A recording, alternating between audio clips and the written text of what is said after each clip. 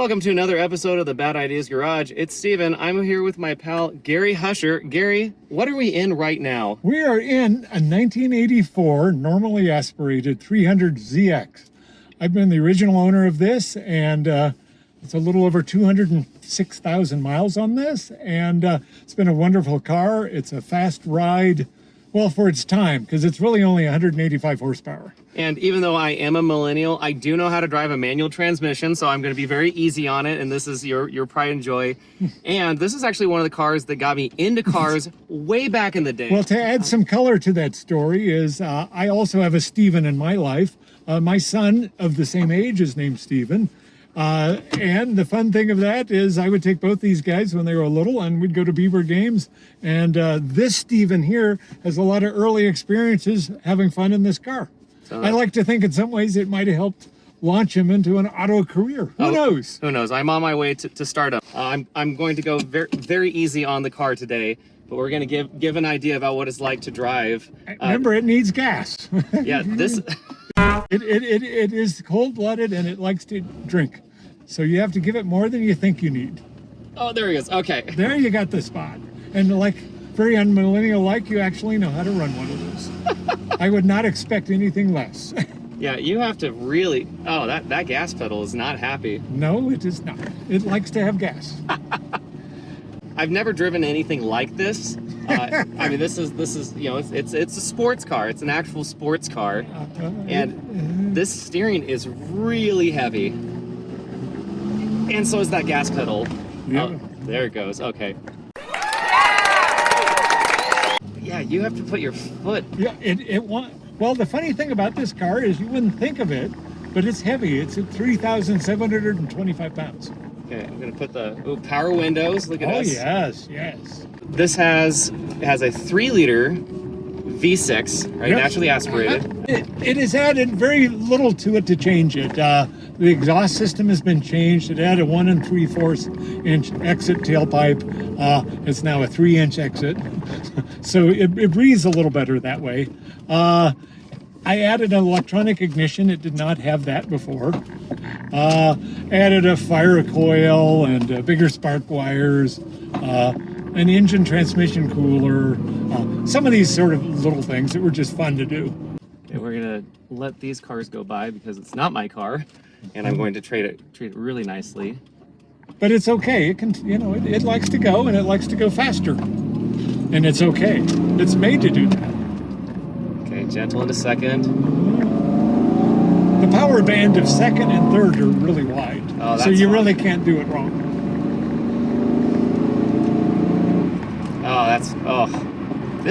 It has a nice hum to it, right? Yeah, but this steering is very direct. Like it's a tight rack and pinion.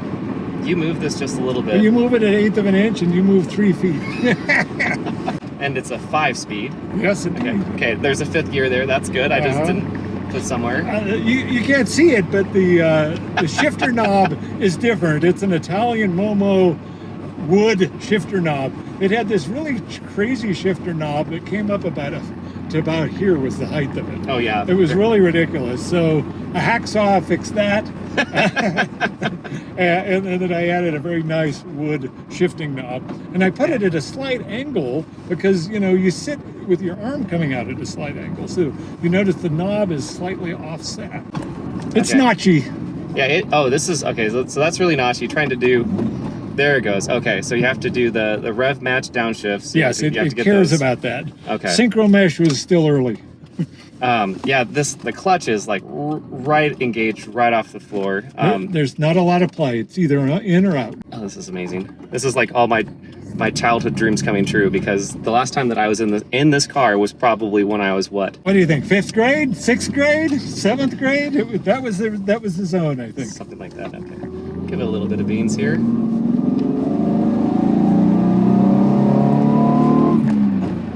Oh, okay. I was I need to be a little bit more gentle into that 3rd gear. But that's all right. It's pretty forgiving. That 2nd to 3rd, you're right. It makes a really nice sound, and I can't get over how precise the steering is. Oh, the steering is very, very precise. And I don't know, 2nd to 3rd, you get kind of higher. I mean, I was only doing like 4,000 RPM, and I'm doing like 40, so I'm not going overly fast, but I'm still having fun. It gives a sensation of speed, partly because of the lowness.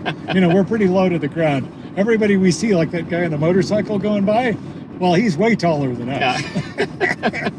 Okay, we're gonna go over some railroad tracks here. Let's not, you know.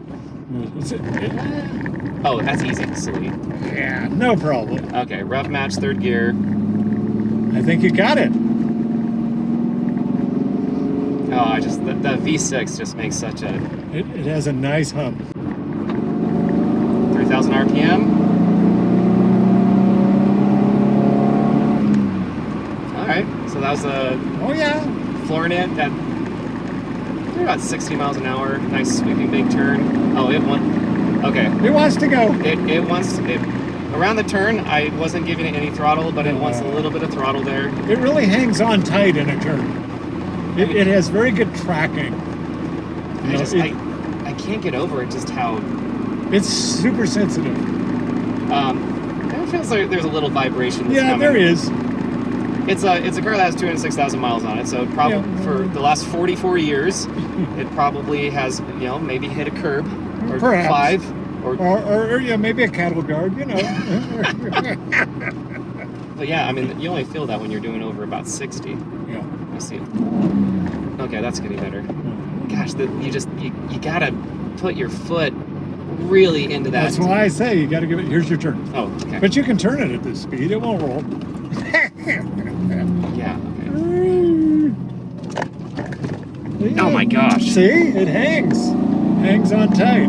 It has a 49% weight distribution between the front and the back axles, and it really tracks nicely through that turn. Yeah, so that was a full 90-degree turn, and I will not tell you how fast I was going, but it was not the recommended speed by the state of Oregon. I'll just mention theoretically, that. You know, theoretically. Yeah. Third gear, 3,000 RPM, 45, 55. Oh, it just. Yeah, it winds up, and you know you can truly tell there's more room if there was less cars in front of us. Yeah, so okay, red line's at 6,000, and because it's not my car, I'm not going to get anywhere close to that. You can get a little close to it. It's all right. Okay, so second gear, we're doing 25, and we are on a public road that 55 is the speed limit, so... Okay, there's 35, 45. We're looking at 55. Passing through 65. Oh, we'll leave it at that. Okay. That third gear, I can't quite get it. Yeah. It's my slow. The car wanted to go. It was me trying to be cautious getting into that. It's an acquired skill to learn where that point is. Yeah, this steering's incredible. I mean, that's the first thing I've noticed, and I haven't really driven anything about this era, this vintage. The last Z that I drove was like a 350Z, so much more modern one. Yes, definitely. And the steering is incredible. Yeah. It has always had an especially tight rack and pinion steering. And, you know, it doesn't take much of a move of the wheel, and, you know, it's very reactive. So, Gary's just mentioning that one of the things that's wrong with the car is that the heat is always on, and thank goodness it's not that warm here in Oregon. Finally, it's getting warmer after a very long cold winter. It is Central Oregon, but yeah, there's a bit of a vacuum problem and a relay I have. Yeah. Well, that isn't as hot as it was. So it was on hot, and now it's on not quite as hot. Yeah, you have two choices: not as hot or hot. Yeah, jeez.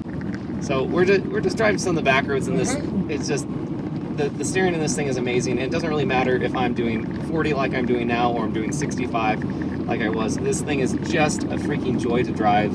These seats are incredible, and you don't have to get it high up in the rev range. I felt like a lot of the guts, a lot of the power was really coming. Like 3,500 RPM to 4,500 RPM, it's making a great noise, and it sounds like a lot of fun. And it is. And then you can put it in fifth gear like I am now, and it's tame. Overdrive, and it just don't go all day. I haven't heard that in a very long time. The road is a little bumpy, but I don't know, it doesn't feel bad. Like sometimes you are in some sports cars and you can just get thrown around. You know, I hate the type of sports car where everything is so tightly done that, you know, you drive over the paint line on the center divider and you feel it. You know, it's somewhat forgiving, but on the other hand, you know, it's not a luxury Lexus ride either. It is a sports car, so it's supposed to do that. All right, so from an interior point of view, Gary's mentioning that, and I remember he's talked about this when I was a kid. This has 2 trip meters. Why the heck would they have that? I think the thinking of it is if you wanted to have a short trip, you could gauge that. And then if you wanted to have a long trip on maybe how long between oil changes, perhaps, you know. It's always seemed odd to me to have 2 gauges for that, but you know, you got 2. And it's kind of interesting on a lot of more modern cars today. Like I have a more modern car, a Lexus, and that guy has 2 trip meters too. Yeah. So, yeah, you know, that's true. but this was pretty innovative for this being almost 40 years ago. This is a 1983 vehicle. Yep. And 2 trip meters was like, whoa. Yeah. You know, I've got 1, but 2, that's like crazy. Yep, and then over here you have some more classic gauges, which I just love. It got a little bit of glare. Which is in the classic Nissan orange, by the way. And not only Nissan, you know, Subaru and a lot of vehicles at that time, that era, they liked that sort of orange against black motif. Yeah, which I just love it. I think it has something to do with Oregon State, don't you? It's got to be a tie-in. It's got to be a tie-in. And then I love the HVAC controls. These are real buttons. There's, of course, no electronics on any of this. This is a fun little feature here. Not that anybody would use this to go fast, but you got a built-in timer that you can time, you know, a quarter-mile split. No, that's funny. And then you can reset it and time it again. What's this button where it says gas? That's Freon, because this is the old style refrigerant. Oh, okay. And so if you have that light up, it means you need to put Freon in. Oh, that's so funny. Okay. And this is not standard. Yeah. The standard tape deck, you know, you don't see those very often. But the standard tape deck of this car with AM and FM stereo died about 10 years into it. So 30 years ago, I put this fine Sherwood in. Nice. And that plays tapes. I don't think CDs had been invented. Oh my gosh. If you wanted a CD, you had to go to a bank. My gosh, I wonder how many people know what that means. A few. So this puts the... Oh, this is the antenna. You can make the antenna be on short mode right now, or higher for better reception. Of course. This is the Italian shift knob. The Italian Momo shifter knob. Yep. I love it. And you can see the throws on this they're pretty small. Yeah. And back in the 80s, you know, this was way back taller. in the 80s, it was about to here. I kid you not. It lined up almost with this. It was really kind of a high lever pivot thing, and I like having a shorter feel throw to it by having it low. Oh yeah. And so moving over here, a couple of things. Rear defrost. Yep. Fog lights. Yes. And then this has a front and rear windshield wipering. Yep. With the water. Yep. Okay, very cool. And I also like that the intermittent stock is this little blue line, which is also hilarious. And that is the intermittent timing, correct? Exactly. It doesn't do it automatically. Very cool. Okay, and then in the gauge cluster itself, it looks like that you have a couple of, is that rear fog lights? Yes. Okay, rear fog lights. And then that has heads for headlights. Okay, oil, radiator, battery. Pretty standard fare. And then, okay, e-brake, door open, seat belt. And then what's sensor? It just says sensor. That's the catalytic converter. If it's not working right, it will tell you. Okay. Okay, so we have cruise control. That's pretty cool. Oh, yes, cruise control. And then this is your classic hazard. Okay. And then this one will raise. Oh, yes. Lights are on. Lights are on. Lights are on. And it will tell you this all day. Lights are on. And you have to turn that off. Okay. There's a sequence. Okay. Of course, there's a sequence. Of course, there's a sequence. The reason you might want to raise that is if you're washing your vehicle, you want to clean those lights off. Gotcha. That's how you do it, because otherwise you'd have to do it with the motor running. Okay. And then you have your power door locks, right? Power windows. That's pretty fancy for the 80s. And then you have your power mirrors and a little bit of a cubby here. And then down here you have a floor vent. Oh, yeah. Oh, fancy, fancy. And then you have your gas gauge. When did I get? Got a gas release right there. But the reason why this is in particular important is because you have a full wiper on the back. Yes. Because it's a pretty big hatch, and we'll go take a look at that. It also has a built-in security system, which was kind of rare for the early 80s. Does it still talk to you? Oh, yes. It's a talking car. Okay. This car has 4 things it will tell you. If you drive faster than 3 miles an hour, it will say left door is open or right door is open. Okay. It will also tell you if a hatch is open. Okay. And it will also tell you when you get to an 1/8 of a tank, it will tell you at annoying frequency, fuel level is low. It will tell you about every 5 minutes until you either gas it up or put the stereo on louder. Okay. Oh, that's fun. There we go. There's actually a lot of storage. Yep. Very nice. Anything fun under here? 2 layers. Oh. There's your fuel tank. There you go. One of the 3 wiring bundles. It doesn't have a lot of wiring bundles, but the wiring bundles it has are especially thick. Oh yeah, geez. And then under here you've got your inflatable spare tire. It's sort of tricky to pull it apart. Oh yeah. There you go. Oh yeah, look at that. My Porsche has one of those. And then on this side is your place for your tools.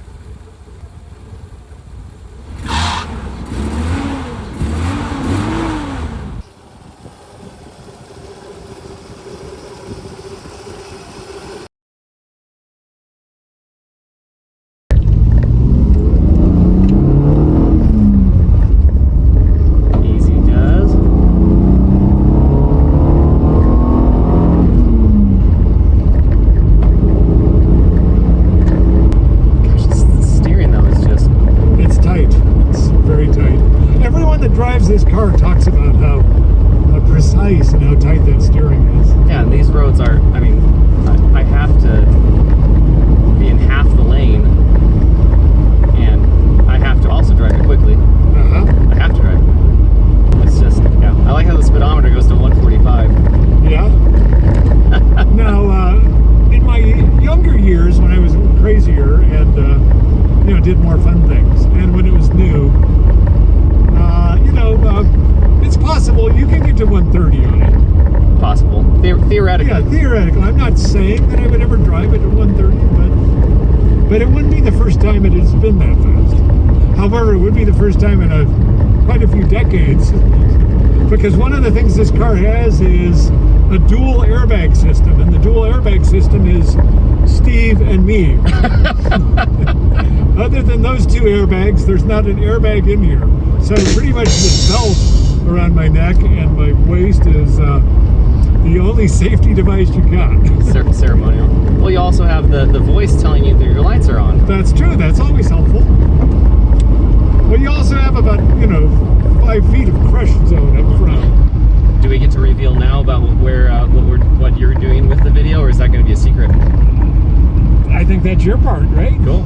All right, so we get to reveal that Gary, you've owned this car since 1984, so about 44 years. No, only it'll be 40. The car actually was built in '83, so it would be 40 years old this October. There he goes. Yes. And he gets to give it to his son. I'm giving it to my son, who's picking it up in about a month. And some of it's just a time thing. Alex grew up with this car, and he loved playing with it and doing different things. And as I was telling Steve, some of it is, this car was a lot of fun when I was 28, and still a lot of fun when I was 38, and a little less fun at 48. But then there was 58, and now I'm 68, and it's just time for somebody else to have it. But it's still staying in the family.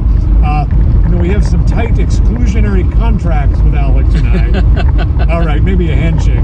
But the deal is that if he wants to be done with it, then I'll buy it back from him for whatever he thinks it's worth. But I'm truly basically giving him the car for free. But I don't really think that's happening, because Alex is a car guy, and Alex at any time has 2 cars as a minimum. Right now he has 4 cars around. So he always has cars, he's always tinkering, but he said this will be in his permanent fleet. I'm pretty sure the last time that I saw Alex, he might have been in like 2nd grade. I think you're probably right. Something like that. It's a long time ago. And now he's got his own kid. And he's 29. Oh my gosh, yeah. That, yeah. So now, with all that being said, I'm excited that, I don't know, maybe he'll bring it to the Powerland Firehouse fun event that we're going to be having at the Powerland Heritage Park. There we go. And I don't know, I would just love to see us out on the road, just because it's a unique car, and there is something that's really special about a car that has a good story to it, that doesn't necessarily have to have a very high street value to it, but the value is in the memories that are in it. Yeah, and that's a really good point. Is this has never been a really big collectible car. This is the normally aspirated version, not the turbo version. About a third of them were turbos. This is also the 2+2 version, you know, hence the little rear seat thing in the back. And that was really done mostly as an insurance beater, because that way, for car insurance purposes, you could say, yeah, it's a 4-seater car. So you got a little bit better rate on insurance. But they made a ton of these 300ZXs between its 1984 to 1988 run. You know, when you pull down the statistics you can find on the internet, they made about 225,000 of them. The 2+2 version, they only made about 13,000 of them. But that isn't enough to make it a rare car. And the car really has more sentimental value than street value. But, you know, really, it isn't about the value. If you're a car guy, you can appreciate the sound and the engineering and the design, and also, you know, just the feel. And as Steve has pointed out, that rack and pinion it's something to experience if you're not used to a car that type. So if somebody was looking to buy one of these, what should they look for? I think the big problem with these cars is if they've been left outside and abused, the interiors go pretty bad on these things. You know, I've seen some of these cars that have been outside for 20, 30, 40 years, and the interiors, you know, the plastics crack, the wheel cracks, that you know, there's a lot of internal damage. So you really don't want one that has seen that type of thing. I think you'd want one that's on the lower mileage, or a one-owner person that hasn't abused it. I think the problem of sports cars is people tend to push them to the edge, and you know, sometimes getting a sports car with a lot of miles and 7 owners, that would be something I really wouldn't want to do. So you'd want a lower mileage or a one-owner car, preferably left indoors mostly, and then also somebody that's done the maintenance, because you know, any vehicle of this age, you know, it's going to have had a transmission job, and it's going to have had some engine work, and you're probably on your 3rd starter, and you know, you're just going to want to see, you know, hopefully some documentation on the things that have been done, because if you had to do everything on a car of this age, you know, you could toss a lot more money into it than it's worth from a street value. Parts are also a problem. There's been you know, I a few years back had on the rack and pinion, I had, when you turn to the left, it made a funny little popping noise, which, you know, I didn't think was, you know, stock. And so I had it looked at, and they said, oh yeah, there's supposed to be this little metal part here, but it seems to have come off or broke off. And the solution for this little part that was needed was they had to take the part that worked on the other side, they had to send it to a machine shop in Pennsylvania, where they replicated making one for the left side that was like the right side. And so, you know, as they told me, it says, yeah, this might have been an $11 part, but since you had to make the part, that ended up being about a $200 part. But once that was back on, the rack and steering didn't make the noise anymore, and it was back to the tight feel that it was supposed to have. But the long story short, that's the kind of fun you get into with a 40-year-old sports car. Yeah, but you daily drove this car. Yes, for decades. I drove. This was a car that I drove with me with a 32-year career at a company. Oh, jeez. And yes, I drove this car every day of those 32. years. And some of that was through some legendary traffic. Yeah. So with all that, was it hard with like a sporty clutch or anything? Was it hard to do the traffic in Portland? And I got up early and came at different times, and no, it really wasn't bad. I really wasn't stop and going. I was always moving. So and also too, when I was younger, this car went on many a road trip to California, into the Midwest, up into Washington. It got around. I have a log of the places, but it's gone on some long trips. When you could toss a bag or two in the back and a puppy in the back seat before the kids came. It was perfect. All right, so that is the video on this 1984 Nissan Datsun 300ZX, and it really truly was a pleasure to be able to drive this car that I have a lot of really great memories in myself, but also sharing part of the story that Alex, his son, is going to be getting it too. So, Gary, any final words before we end our video together? No, I think it's just a kick to actually have you drive it. It goes like a full circle thing from riding in the back seat to actually being the driver. Yeah, and it isn't a goodbye to this car. It's still going to be around. It's still in the family. It'll actually be closer to you in Woodburn than it will be over in Bend. I'll get to drive it, as Alex says, when I'm over there, and I'll get to see it, and it'll continue to be loved. And Alex is going to fix up some of the little things that need to be dealt with that are annoying, and he loves that type of thing. And so it'll be great. And I don't think I ever sat in the passenger seat. I only sat in the very back, because your Stephen was always up here. That's true. So that was absolutely fun. So Gary watches the Bad Ideas Garage, so it's really cool to have him on the YouTube channel here. So we have some great videos coming up on my Porsche 924 if I ever get it running. You got to fix that wiring harness. Got to get that got to get that fixed. And so that's the next thing that we have coming up on the Bad Ideas Garage. We appreciate you watching. Gary, thanks for being on the show, and we'll catch you next time.